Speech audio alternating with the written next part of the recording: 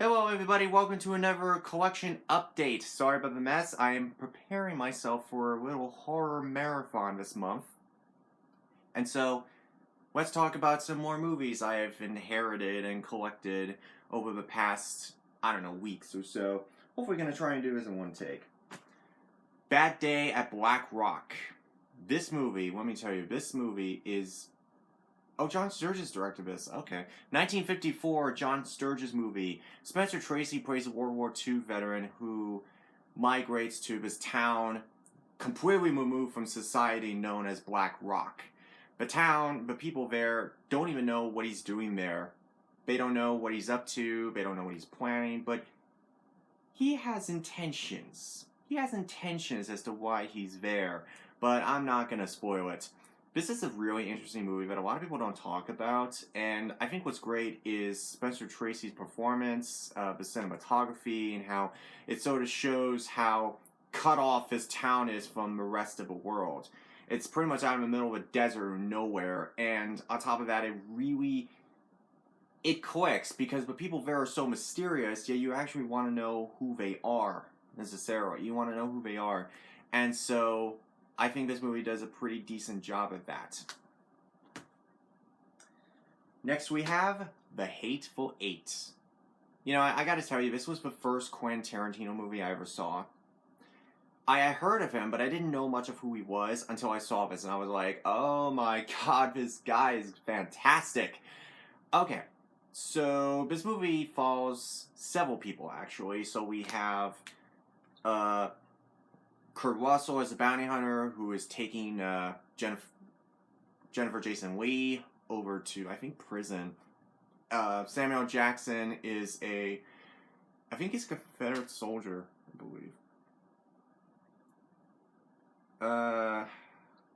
No, I'm sorry, he's a Union soldier, I apologize. He's a Union soldier, and then you have a renegade who they all migrate to this cabin in the middle of a blizzard.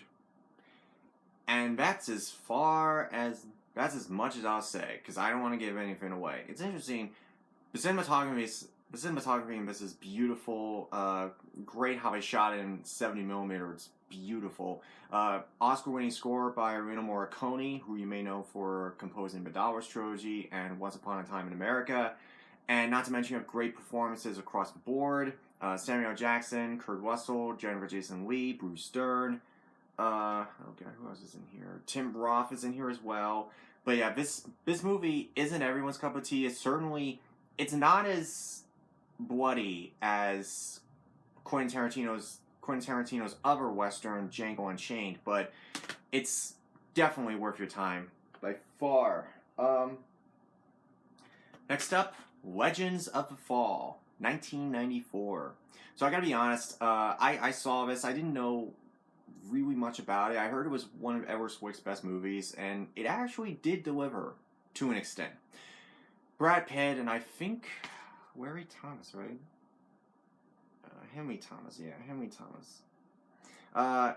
Brad Pitt and Henry Thomas are two brothers who go to war. I believe it's World War One. One of them dies, but everyone falls in love with somebody that the family does not like. And the father, played by Anthony Hopkins, it sort of shows family dynamics, and it's done in a very interesting kind of way. The Oscar-winning cinematography is good, really good, and the story actually wasn't bad at all. It sort of deals with survivor's guilt, betrayal, forbidden love in a sense, and yeah, not bad. Not a bad movie at all. Next is J. Edgar, about J. Edgar Hoover. Now, I saw this in theaters, and I actually did a whole review on it. Link here. But here's the thing. I completely forgot about it. I completely forgot about this movie, and then I rewatched it on Max recently, and I finally figured out why. Because as far as goes capturing J. Edgar Hoover, who created the FBI and ruled it with what was said to be an iron fist, but he treated everybody respectfully, at least everybody who worked there. It just didn't capture everything. Yes, they were able to capture the fact that he did have a strange relationship with his mom, how he helped create a better system for the Library of Congress, how he formed the FBI, and how the Charles Lindbergh Jr. case helped change the way they did fingerprinting and capture the criminals. So, in a sense, it did capture those moments. And yes, he was in a relationship with Scott Thorson, I think, Scott Thorson, and how he was writing these entries, these memos about his life and career, though, he basically had him destroyed. But they just didn't capture everything. I mean, Clint Eastwood did a good job, all things considered, but it was alright. Alright, next we have Black Swan. No, we're not talking about the Natalie Portman thriller. We're talking about the 1942 adventure classic with Tyrone Power and Maureen O'Hara.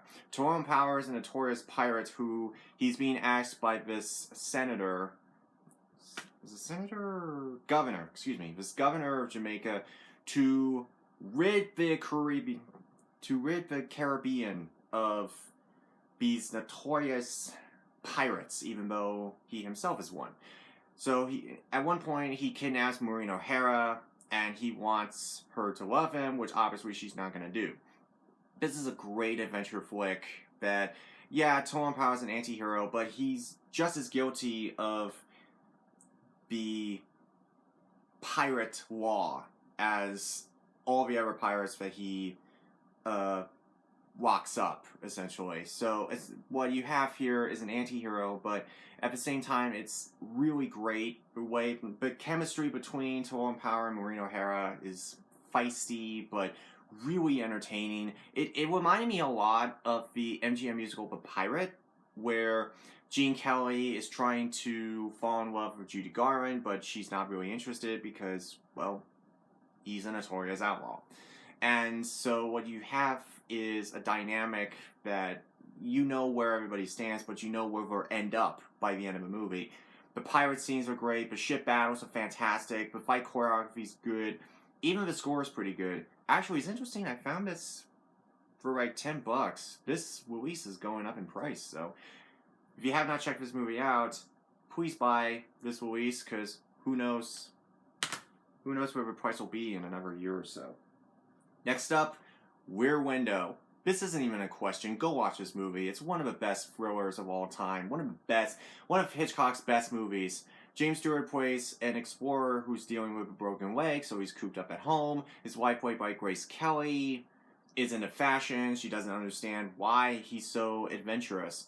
But they have to work together because Stewart suspects that one of her neighbors is about to commit murder. I don't want to give too much away, but the cinematography is fantastic. Direction's amazing as always. The chemistry between James Stewart and Grace Kelly is well done. And this is a masterpiece. This isn't even a question. One of the greatest. One of my favorite thrillers. Alright, going back to 1922. We have NOS Veratu. Going all the way back to the Siren era, the oldest surviving Dracula movie, even though all the characters' names are changed. This is, without question, one of the granddaddies of the horror genre. There is absolutely no question. NOS Veratu is considered one of the greats. F.W. Murnau's timeless vampire flick has never been unmatched. It has never been matched, excuse me. From the cinematography, the creepy music, to Max Schreck's performance as NOS Veratu, this movie is considered one of the finest films ever made. And yes, I've only seen bits and pieces of it, but I am so looking forward to watching this all the way through. Alright, next up we have We Are Marshall. So Marshall University had his football team in the early 70s, and tragically, they're all killed in a plane crash, and Matthew McConaughey's character is trying to form a new team when the university doesn't really think they can because they're still dealing with the loss of their original team. Very inspiring story. Really well done. So this is worth checking out. But 33, Sicilian miners trapped in a mine in 2010. I actually remember when this happened, and seeing the movie made me remember, like, wow, this really, like, was really intense with what they went through. It was really harrowing and even scary. But this is definitely a good movie. Accurate somewhat, but it's worth it. And The Shape of Water, Best Picture winner 2014. 2017. So, what's her name? Sally Hawkins plays a mute woman who works at this research facility. Led by Michael Shannon. They bring in this creature from it's not even a question. It's a creature from Black Lagoon, and the two of them form a bond because they know what it's like to be mistreated. They know what it's like to feel alone, and so they form a bond because of the fact that they have been judged for being different. Very great movie. It's interesting. It's like Creature from Black Lagoon meets, I don't know, it's like Creature from Black Lagoon merged with a romance genre. And yes, it definitely does deliver. Definitely one of Guillermo del Toro's best movies. And that is it, guys. Thank you so much for joining me. I want to stop it here. Don't want to go overly long, but yes, thank you. That's my collection updates so far. Thank you so much for joining me. Until next time, I will see all of you later.